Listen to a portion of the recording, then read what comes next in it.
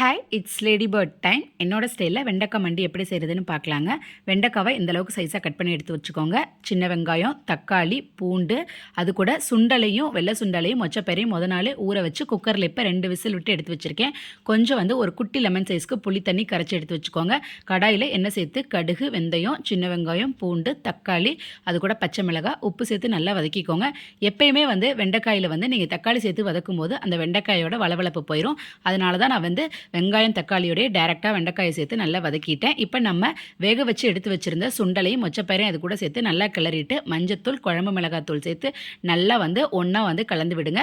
இப்போ நம்ம புளிக்கரைசல் சேர்த்து நல்லா அந்த புளித்தண்ணிலே வெண்டைக்காய் வேகிற அளவுக்கு நம்ம நல்லா வேக வச்சிடலாம். இப்போ லாஸ்ட்டாக தண்ணி சொன்னதுக்கப்புறம் கொஞ்சோண்டு வெல்லம் தூவி லாஸ்ட்டாக கருவேப்பிலை தூவி இறக்குனீங்க அப்படின்னா சூப்பரான வெண்டைக்காய் மொச்சப்பயிறு மண்டி ரெடி ஆயிருங்க. கண்டிப்பாக இதை ட்ரை பண்ணி பாருங்கள். செம்ம டேஸ்ட்டாக இருக்கும். எனக்கு கமெண்ட்டில் சொல்லுங்கள் எப்படி இருந்துச்சுன்னு. தேங்க்யூ.